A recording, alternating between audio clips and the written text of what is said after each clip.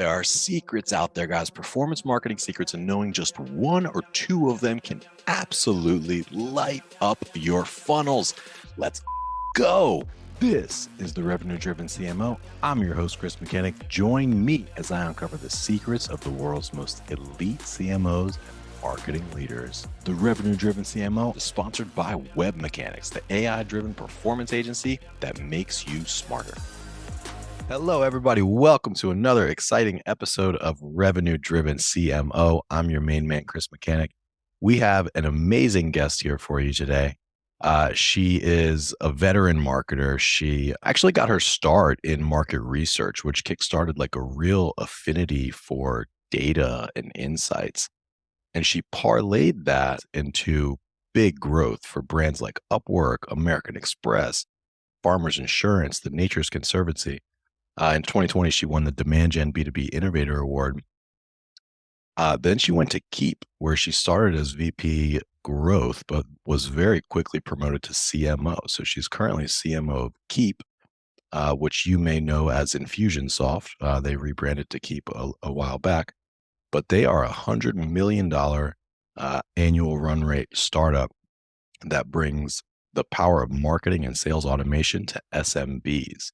So a hot space, an awesome guest, which I'm super excited to be speaking with. Ladies and gentlemen, say hello to Miss Kirsten Markson. How are you, Kirsten? I'm great. It's great to be here. And thank you for nailing the pronunciation of my name. I appreciate it. Absolutely. Yeah, Can be it's a my challenge. pleasure. It's my pleasure. I bet you get all types. You probably get Kristen sometimes I even get a lot of from Kristen. Yep. just people that are reading too quickly. Yep. But no, that's how we roll. That's how we roll. And on the topic of how we roll, we like to lead with value. So we always like to open up with one of your best kept secrets. So why don't you tell everybody what is one of your best kept secrets to the success you've been able to create in your career? Yeah, and I don't know if it's a real secret, but I think one of my superpowers is listening. So that takes place in kind of a lot of different ways. But you mentioned my start in research and listening to the market and really understanding what your customers want to hear and how they want to, how they're thinking about their own problems, the language that they use. That applies also to how I try to manage my team. I want to listen to the people who are in the work and really understand deeply the details. And that allows you to make better solutions. So I think we undervalue sitting back and listening, taking in a lot of information. And those early roles in market research really hone that skill for me, looking across the landscape. What are the trends? How are people talking about this? What actually matters? Because when you sit in a marketing job, you can kind of get used to your own story, but we have to be storytellers that bring people in. And that requires listening and understanding what they're thinking about, what their day-to-day looks like. So I get into a lot of those details. And I think once you've done that, you also need to communicate that out to your team and to your stakeholders. Like, this is why this matters. You have to be a storyteller internally too, to tell that story, to explain why you're doing what you're doing, how your market is thinking about things, and really translate that both directions really, really well. And that can be challenging because we get into our own heads sometimes. We use jargon that people don't understand.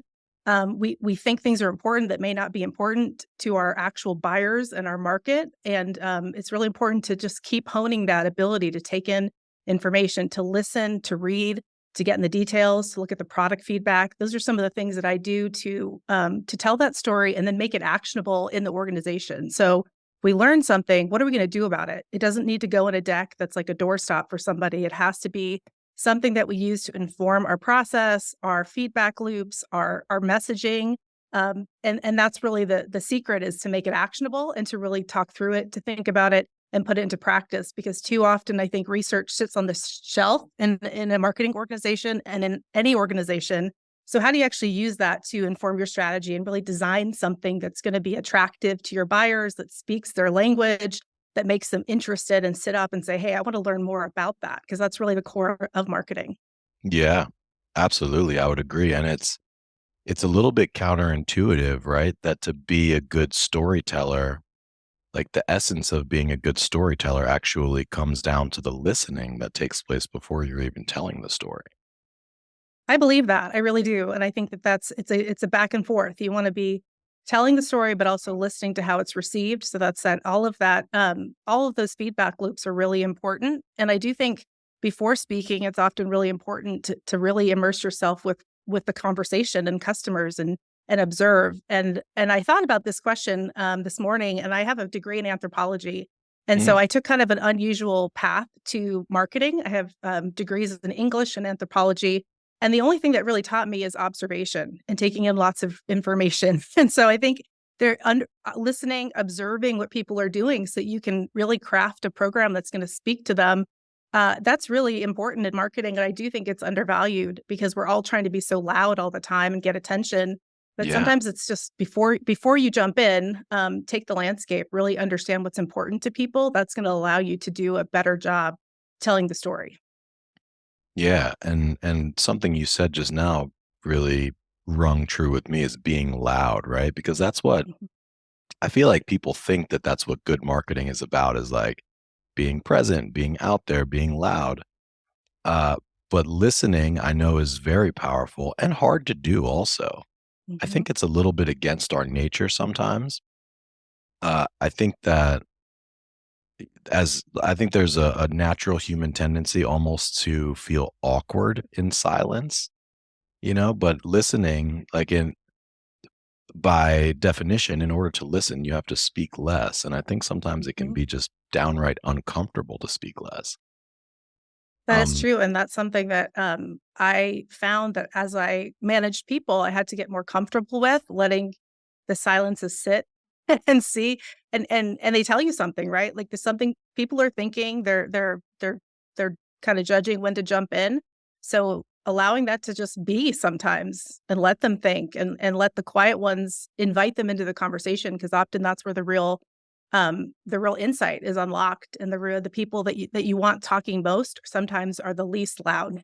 And so finding that balance is really important. And I think I came up in agency roles where there was a lot of loud voices and a lot of confident voices, but sometimes it was all about amplifying the right ones and listening differently. And that's really what unlocked the business, the insight, the connection, or whatever it was that we were trying to do. yeah. And I think so as a marketer, it can be challenging and counterintuitive to listen. Also as a leader, I think as a leader, you're kind of expected to have answers a lot of times. Hmm. And so, it can be doubly difficult as a marketing leader to sit back and listen. But I'm curious, like, what are your techniques? Say that you're like in a one-on-one conversation with somebody with one of those types that's brilliant that you want them to speak more, but they're just like naturally sort of quiet. How do you get them to actually speak more? Is it just literally a matter of speaking less and allowing for more silence? Or do you have other sort of cues or, conversational mechanisms that you use to get more introverted people actually speaking up more? Well, I think you have to build relationships so people are comfortable, and that's the work that you're doing all the time to make people to kinda unlock what they're interested in, make them comfortable, so in those moments, they're more receptive to that kind of thing. So I Mm, think that's something that as a leader, it can be challenging as your team gets bigger and your time is stretched, but kinda knowing what is going on in people's lives, trying to find a way to ask and have a back and forth about that helps. I also asked the question, if you were sitting in my shoes, what would you need to know or what would you want to know, that I don't know or that we haven't talked about or hasn't been discussed as we've been planning this project? And that's sometimes, making it safer to share an opinion, is sometimes the thing, or just asking for their perspective helps, and also modeling that behavior. I say a lot, not a lot, but probably and more than some that I don't know the answer and I want to hear what they think and we're going to come to the answer.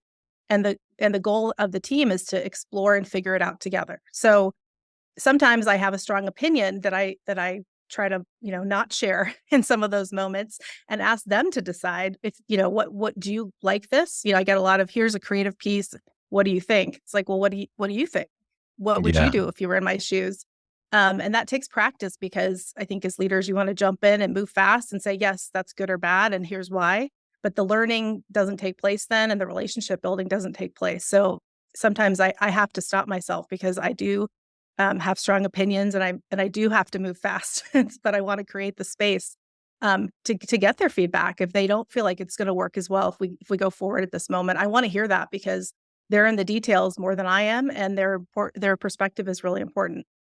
Yeah. Well, I can tell that you are elevated as a leader because it's incredibly hard to do. Like Mhm. when you're moving fast, when you have a strong opinion, uh, and like almost an assertion, like meaning like you're quite confident in which way to go. It's incredibly difficult to stop and listen. But I do also love something that you alluded to, which is the kind of like hypothetical questions. It's like, if this were your decision, what would you do?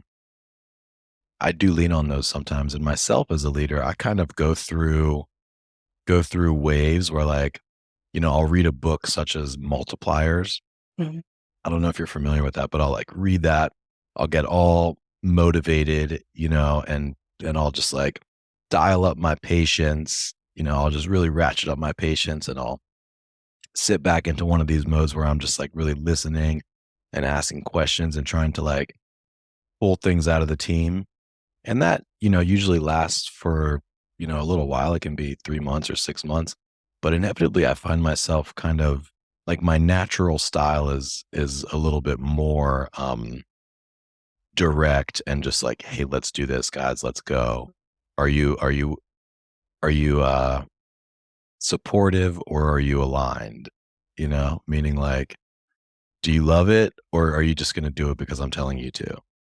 So it's really Yeah. hard. I mean, I admire Yeah. you if you can do that consistently. Well, I think like everybody, I go in waves with that too, and there's certain moments that require, decisiveness and just making the decision and pushing past and setting the tone, and some that it's more beneficial to get more feedback, let it swirl a bit so they, can come to their own conclusion and best recommendation. So, I try to balance that, and I certainly, go in and out of how well I'm balancing that, but I think it is important because I want them to feel like they are bought in, that these programs that we're launching or these ideas are they have ownership on them, because then they'll care about the outcome more. So, and with creative people, you don't wanna squash things in the wrong ways. You wanna let Right. them, That's you so want true. you want them to really, feel comfortable and express themselves, but, sometimes you have to steer more or less for good reason, and finding that balance, I think, is really important for marketing leaders, but leaders in general. Totally. Yeah. And my business partner, my partner in crime, Arsham, um, he's the best in the world at that. Like he doesn't go back and forth on the pendulum. He's just like always in that patient and listening mode for the most part. I mean, he does have his moments sometimes. But he's like, I'm like, how can you do that, man? Like he'll know the answer the whole entire time in his head, but like sit through a whole hour long meeting just like, and to his credit, well, our employee retention is like off the charts, like especially in terms of uh involuntary turnover, like folks that we really don't want them to leave. It's close to zero. And I attribute a lot of that to his ability to just like involve people and allow people to like he's got just like a really great way of uh like he has the idea, like he like the core of the idea, but he just makes it seem like it's everybody else's idea, and he like allows it to be molded. I don't know. Shout out to Sham for being awesome in that Yeah, regard. that sounds, hard. It is hard to do. That sounds great, So and it's hard. it's good to find a partner that can balance that, right, when you're Yeah. building a team. Yeah, he's really like the heart of the org. Um, but I want to talk a little bit about listening as it relates to the actual marketing work that we do. And you hear a lot of people talking about data analysis and you hear the word insights thrown around a lot. And I think we all know that, raw data gets analyzed and then synthesized down into insights that are actually usable. Can you think of any examples in your career, like either at Keep or in your previous lifetimes where like you were able to uncover by listening and by analyzing just like a brilliant insight that just really changed the game for you? Yeah, I would say we're still in the process of metabolizing some of the insights that we have at Keap. So I have a lot of examples of that, but the one that's most salient right now, we did a segmentation study last summer that we hadn't gone out with formal research in quite some time. So we went out, we did a full segmentation research study, and we found that the segments that were most prevalent in our customer base were probably the ones we wanted least, actually, because they were the most overwhelmed. They were the least confident in how they were building their business. So we market and sell to small business owners, and we have gone through a series of kind of strategy tweaks to focus in on our best customers, and that insight about what our customer base looked like versus the market itself. We were over indexing in some areas that made logical sense because of the ways that we had been inviting our customers in, the messaging that we had been using. But there were other segments that were more successful in how and confident in how they were growing their business, and actually would be better customers for us, because in order to effectively use a CRM, sales and marketing automation tool in a small business, you need a business strategy, you need a big contact list, you need to know what you Right. have to say. And You so need the bandwidth to send emails. yes, all of that stuff. And so we were finding that when we looked at the segmentation, and it turned out to be a psychographic segmentation. So it wasn't, we didn't go into it trying to determine how we were going to segment, but that's what came out of it. And the attitudes that were within that group, we did have a kind of general market and panel, and then we had our own customers. And that's really given us a lot of food for thought about how do we attract the businesses that are the ones that are they're more stable, growing, that are have momentum, and how do we speak to them a little bit differently, because their goals are a little bit different, their concerns are a little bit different, but they're also less in pain, if that makes sense. So it's harder Yeah. to attract them, it's harder to convert them, because they don't necessarily have the same acute issues that the overwhelmed, which is what we called them, segment had. So it has informed how we talk about our solution, how we think about targeting, all sorts of things. But there's kind of a long tail on that. We're still working through that. I still go back to that research, because it helps ground me in, this is who's out there, this is what they're thinking about, and this is who we actually want. Even if it's easier to get this other segment, they're going to not retain as well. They're going to be higher cost to serve them in our business. They're going to be less efficient overall. So we have to keep that in mind as we're building out our messaging and content strategy, and think of it as an opportunity to really speak a little bit differently to the people that we most want. That Yeah. makes sense. That makes perfect sense. Yeah. And I think that our business is pretty similar in that way. We call them the business building bills, which is just like, when you're speaking with the owner themselves. Mm-hmm. And it's similar. And like when we first started, that was all that we really attracted. But as we, got larger, we just naturally kind of found that, because we're much smaller than you guys, I think. Like you guys probably have thousands or tens of thousands of customers, where we just have dozens. But but no, it makes perfect sense. And do you want to know who I see using Keep a lot? Which I don't know if this is a segment that's on your radar or not, but I see a lot of these like information marketers Mm-hmm. using Keep. So think like Perry Marshalls of the world, or like even I think Grant Cardone might even use Keep. But those, I don't know if that's a segment that's on your radar, but um, for instance, if that say that were the segment, like these information marketers, like they have lists, Yeah. they have funnels, they have follow-up sequences already, right? Versus this like small micro business Mm-hmm. who, it's the owner who's overwhelmed, like overwhelmed owner. Um, you're right. The language would be different. The events that you would attend would be different. And Mm-hmm. like if you wanted to zoom in on that, information marketer, like why can't I think of any of them right now? But like I already mentioned Perry Marshall, but like Jay Abraham, basically anybody with like a funnel and a course, Yeah. like an information course, Yeah.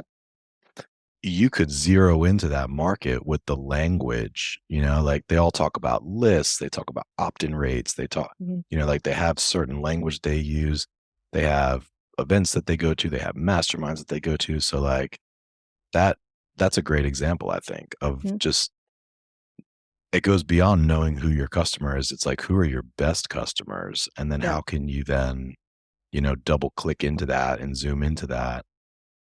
Yeah, and that is a big segment for us, and we have kind of legacy customers from the old Infusionsoft days, which it's the same product, but we rebranded and added new product layers and levels.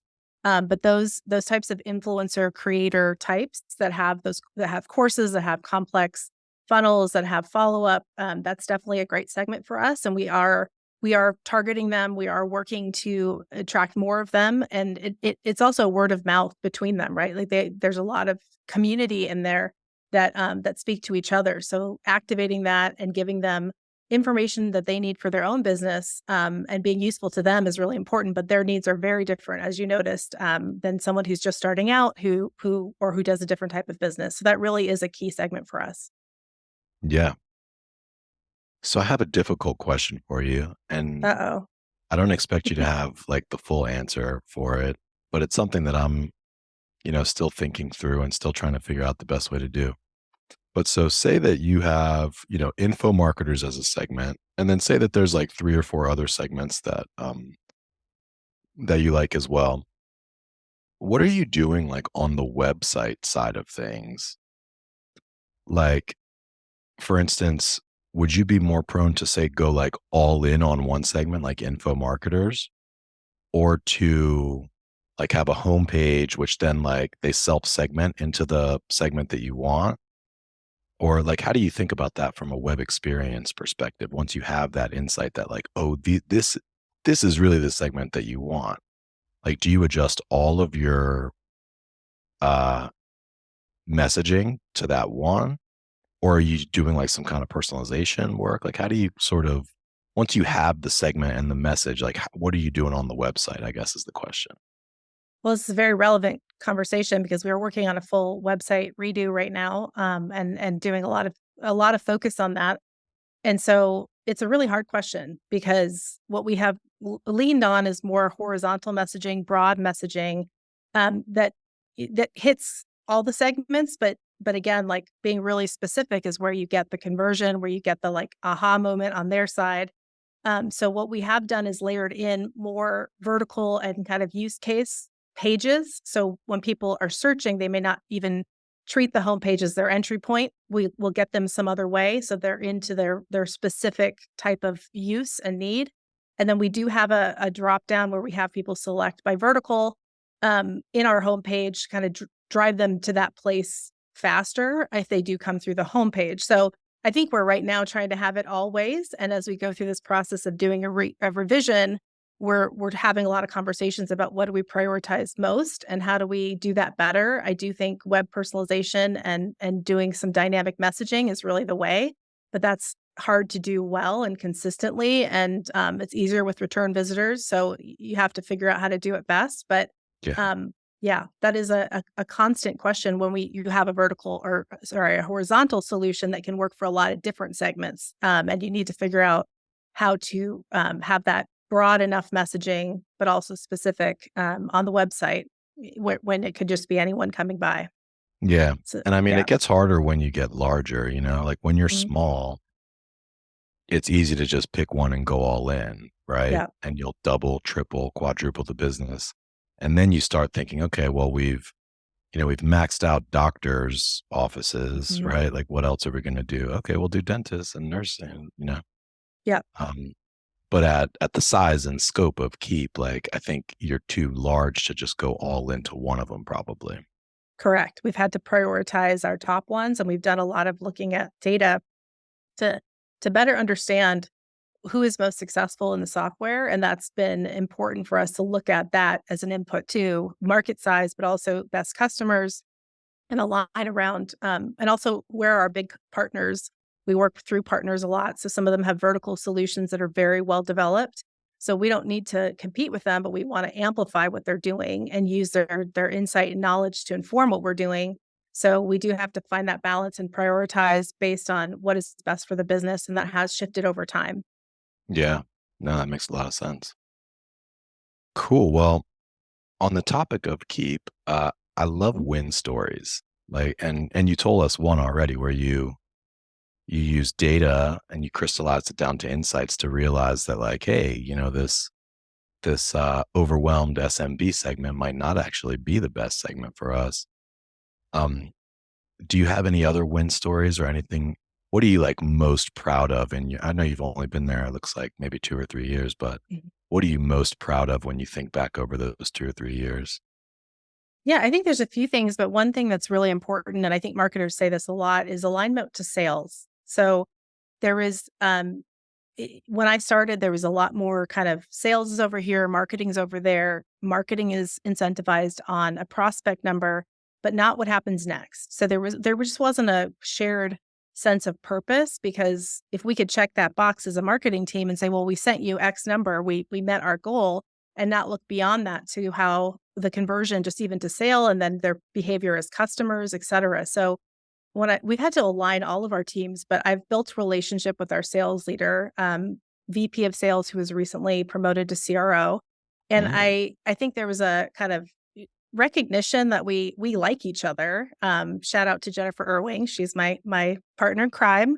I love nice. working with her. I learn from her every day. She's very direct. She's revenue driven in the most like non BS way. I love it. And she kind of takes me into that world, and like I use a lot of jargon sometimes with marketing. We all get into our space and she's like, "Well, what does that mean to me? What does that mean to the people Yeah. on the floor?" Right? So Yeah. I love that. And but there hadn't been good relationship between sales and marketing, and that leadership not necessarily being aligned had filtered down to how the teams were behaving, how teams were incentivized, the talk tracks that people had about each other. And Yeah. so by leading the way and working closely together and requiring our teams to connect and think about feedback loops and talk about it and have dialogue, that's made a big difference in how we operate and that shared sense of purpose and meeting goals. So That's that awesome. has been, I would say, a great learning relationship for me that's expanded my own kind of purview and my own professional growth, but also the teams being able to be connected to that group in a very awesome way. So we've started there, and now we're working our way through customer success and getting more closely aligned to product. But that was really required to be successful and to really understand how to fix our funnel, because the feedback that they had was vital and important, and that feedback loop just was not operating in an optimal way, and it has to be successful. Absolutely. Well, yeah, shout out to Jennifer and shout out to you for doing that because there's no force on earth that can stop a well-aligned sales and marketing team.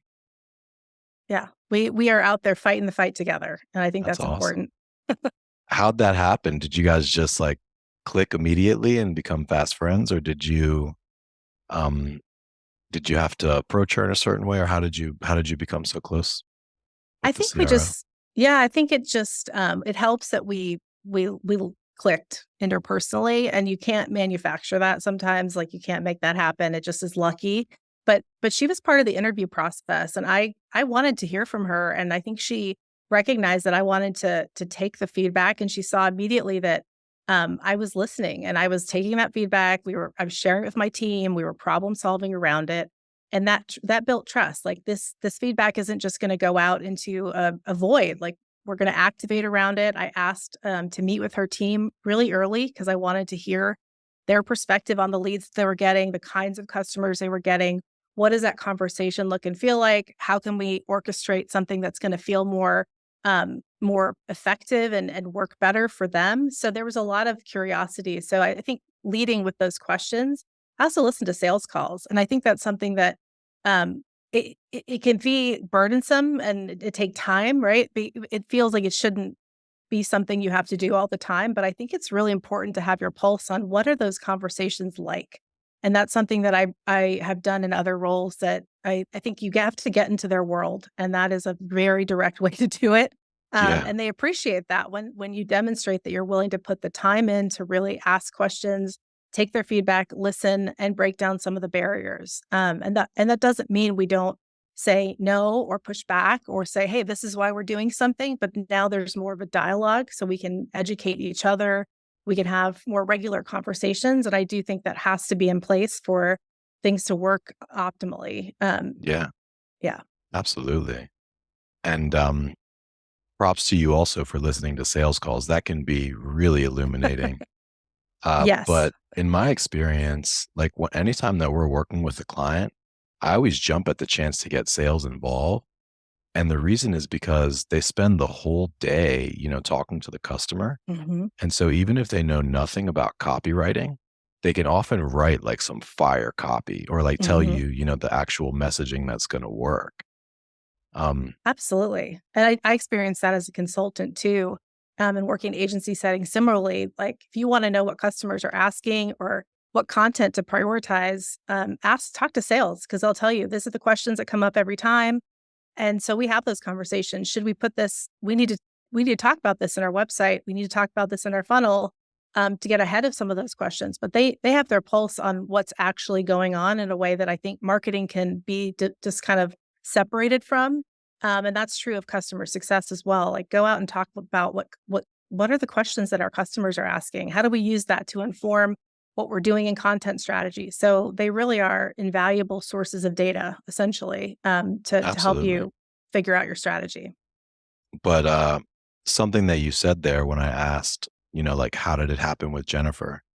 You mentioned that there was a natural click, which is always useful, but you did some things other than that that I think Mm. listeners could benefit from. Like anytime going into a new marketing role, you took a genuine sense of curiosity toward it. Mhm. You were proactive. You demonstrated interest and curiosity, which I think made her and the sales team feel important. Yep, It made them feel like they mattered, like you cared. And that's like How to Win Friends 101. That's one of my favorite books, How to Win Friends and Influence People. Everybody that works here like reads that in the first week. that's great. And it's simple stuff, but one of the things is that everybody wants to feel important. So, and there's some CMOs that might go into an org with no negative intention, but with a lot of things that they plan on changing or like a lot of their own plans versus like instead being curious and interested to learn about like what's on the other person's mind. So I think that was you delivered like a mini masterclass just there and like how to create that natural click, because when you approach it like that, then the click is pretty natural, I think.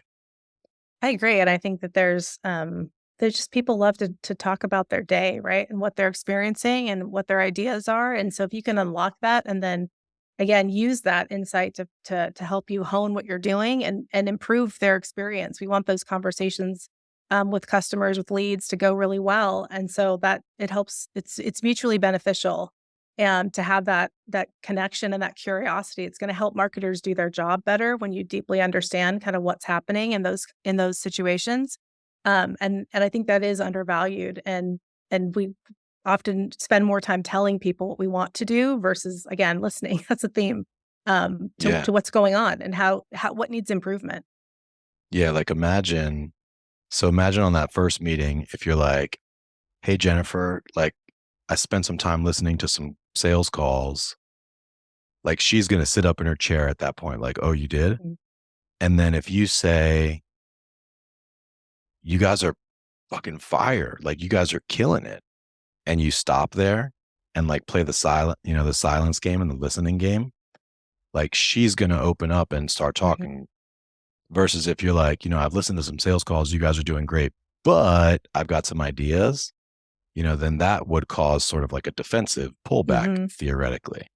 But if you Yep. just like deliver that compliment and let the compliment sit in silence, then that's the thing that's hard to do. Like you listen to some sales calls, you do have some ideas, but if you can hold off just a little while before delivering those ideas and instead deliver just like a compliment followed by silence, then I think that's like real how to win friends.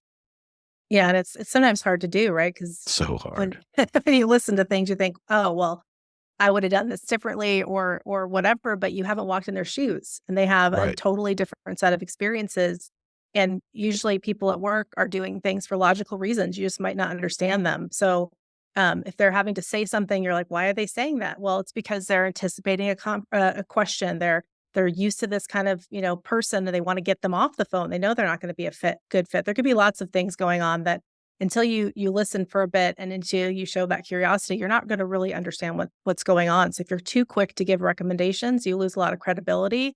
And I do think that also from agency life, that's the game, like building the credibility to give the recommendations is important, and showing that curiosity is an important part of that discovery process. So working in those settings was definitely like you hone that every day. You're talking to people, you're working on that. Because if you come out with recommendations that feel disconnected to the boots on the ground or the reality, they're not going to listen to you. They're not going to hire you again. And they're going to say thanks a lot and smile at you and then not call you back, in my Right. experience. So, Right. yeah. So it sounds like you guys are doing amazing things. I'm inspired myself right now to reread How to Win Friends and Influence People, and to, deliver some genuine compliments to my team with no buts attached to them, right? Um, so golf clap for you guys. You guys are killing it. Thank you. Well, that's very kind of you. We're in it every day. It's a tough market selling to small businesses, and Yeah. so you have to be humble, understand their world, and just keep trying, keep experimenting as much as you can. Yeah. And speaking of tough market, I'm curious, like, what are some of the biggest challenges that you guys are facing, or what's keeping you up at night? Well, we have a very, very competitive space. There's a lot of tools. They have absolutely proliferated in the last 10 years for both small business and enterprise. So there's a lot of expectation for business owners to sort through a lot of information coming at them about technology. And so we have to fight for those views. We have to fight for, out in the marketplace for attention as a smaller brand relative to some others, and that keeps us up at night, building that brand awareness, building that credibility. When you have such a large market, where do you focus? And the biggest segments of the market are solopreneurs and folks who probably aren't ready for the solution.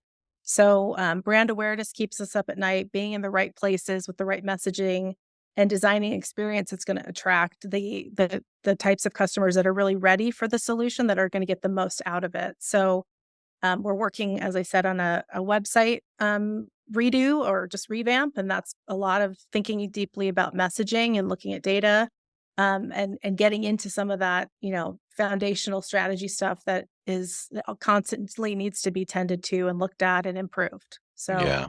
that's definitely keeping us up at night, and just how to be less reliant on paid sources of leads and attention, and build that organic presence in that community. So we know that when we can connect business owners with each other and they get talking, that's where the real magic comes, and they refer and they talk about what's working for them. Other business owners want to hear from them. So more customer stories and more community is an area of focus for us as well. We're investing in that and doing different things to activate around that, as well as getting our partners to do more of that for us and lead the way with their content as well. That's smart. That's really smart. Yeah. Are there any brands that you think are like really doing an awesome job in terms of activating that community that you guys are kind of like modeling off of? Or are you kind of just like coming up with a fresh approach? I think I have lots that inspire me. HubSpot is a direct competitor, does a great job at this, Yeah. creating content, creating community, being the authority in lots of areas. So I listen to a lot of their content and podcasts and various things, because I think they do a good job at speaking to folks at lots of different levels of their career and types of businesses. But probably one that I am not a customer of Sixth Sense, which is an intent data platform. Hopefully I'm getting that right. But they've created a CMO community that I'm in that has amazing conversations. And I think connecting people who have a need to be connected and want to talk about things other than your solution, and to host that space and to allow those conversations to proliferate, and put a lot of investment in who's there and enabling that. And so it's a long game for sure, but it creates huge brand awareness, but also brand affinity, like real appreciation, which I think Right. that's pretty incredible. So I think they've done a really good job at being an authority, speaking to CMOs and marketing leaders, and creating space for people to connect to each other, aligning to influencers in the market and letting them speak for them. So there's a lot to admire in that as well. Yeah, absolutely. Um, cool. Well, I am really enjoying this conversation. The time is just flying by. I feel like I could talk with you for hours. Um, but I think that we have pretty much covered most of what we wanted to cover. The only thing left on my notes here was just to ask about the future. Like, what are you guys prioritizing? What's on the agenda? You've already mentioned the new website, which is a massive undertaking. You've Mhm. mentioned community. You've mentioned more organic and less paid, um, which is a lot, and I think It's that's a lot. sufficient to answer that question. But is there anything else future focused that you want to talk about? Like any maybe new products or product features or something that you're doing with AI or anything else future Yeah. forward that you want to mention?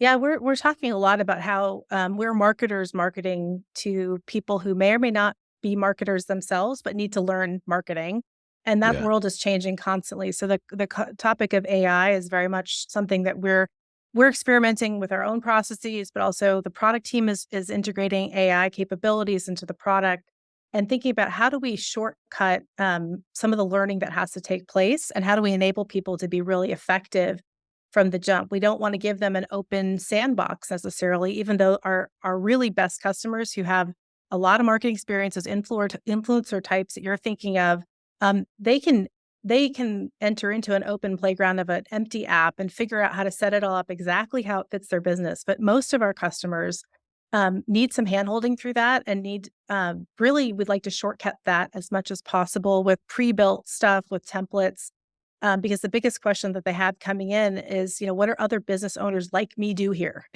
What is Right. successful? So trying to do that in the product as well as we can, building that out further, integrating AI into that process, really thinking about that user journey, and then amplifying that in marketing so they understand what they're coming into, and they're pre-educated, and they understand what they need to think about as they come into that onboarding experience and just how they run their business in general.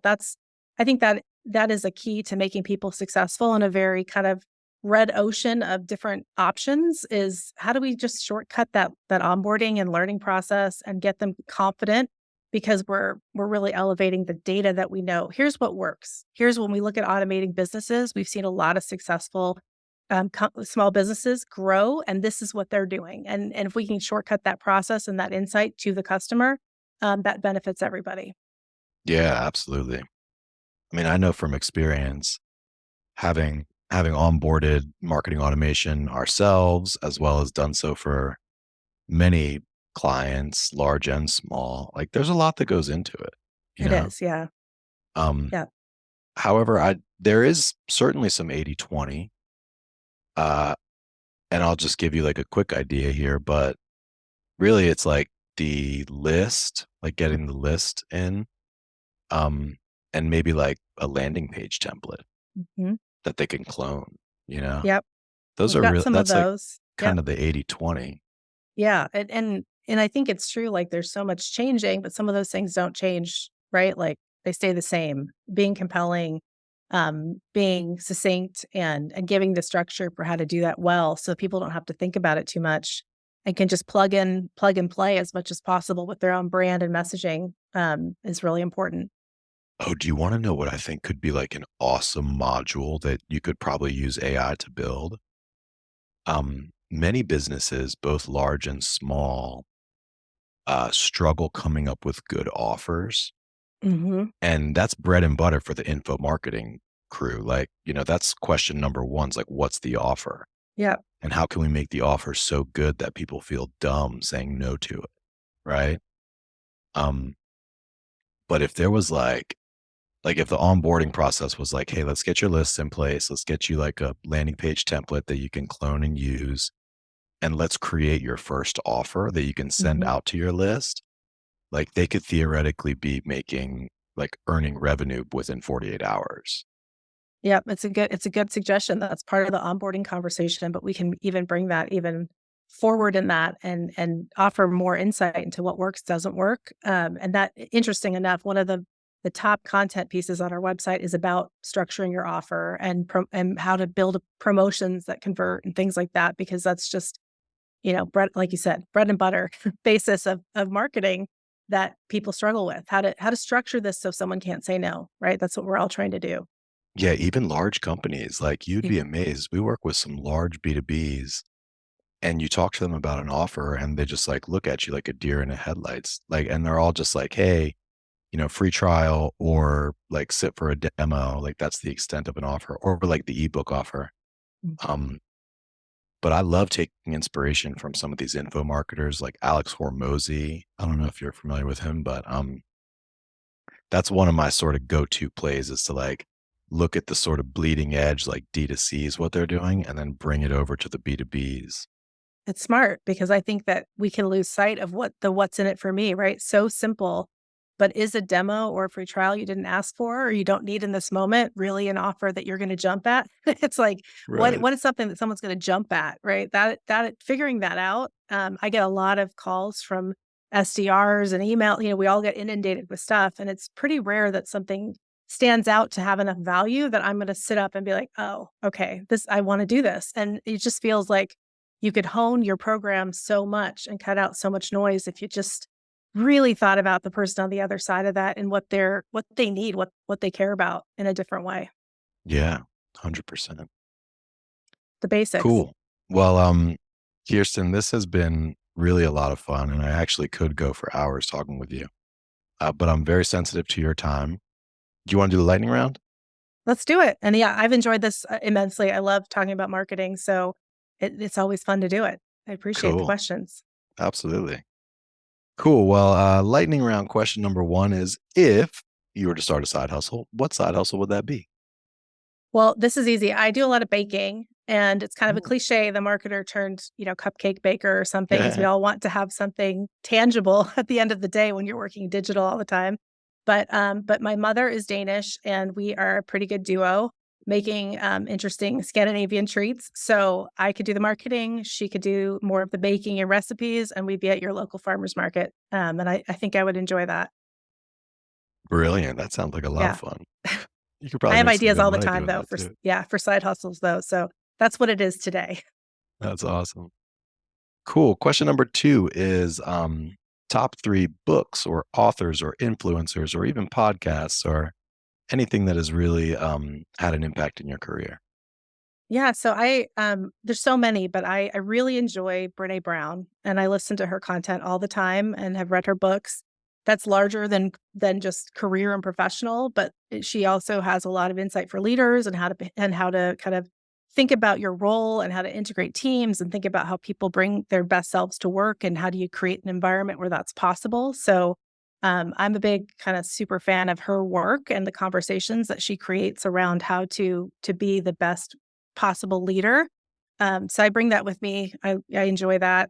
I've been really enjoying Adam Grant's content, and I haven't read any of his books, but I, I follow him and listen to his organizational psychology. Again, I kind of over-index in it being interested in that kind of stuff, because how do you get the most out of your team? How do you create work environments that are conducive to creativity and you get the best environment for people to be vulnerable, to try things, to experiment, and be effective. So I follow a lot of those types of folks who think about team structure and organizing work and people's motivations and how to tap into them.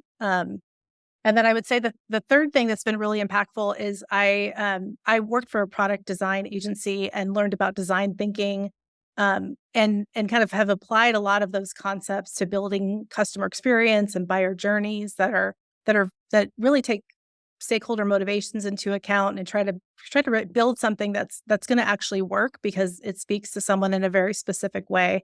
So problem solving strategies from the world of product design and UX have been applied at the kind of operational level, have been really helpful for me to think about the systems that we oversee as marketers. They gave all the technology, all the people, all the different touch points and trying to put maps of things and intentionality behind what's happening and fixing things in a very specific way. That has been hugely important. And I love IDEO, the agency that kind of originated a lot of these ideas, and listen to a lot of their content because it keeps me inspired. And I do think it's very practical tools that you can apply day to day. Cool. Yeah, that's an interesting one. Yeah. So we'll definitely link to all three of those in the show notes. Thank you. And question number 3 is, how do you avoid burnout? And how do you help your team also to avoid burnout? Yeah, I don't know that I'm always the best at avoiding burnout. I've definitely had times in my life where I've had to learn the hard way. Yeah. So what I try to do is think about what's causing the burnout and problem solve around that. Sometimes it's just sheer volume of work, and then I can kind of diagnose like I need to take more time away. I believe in taking vacation and taking true vacations and breaks. And I encourage my team to do that at Keap. We have a policy that's very liberal about taking time when you need it.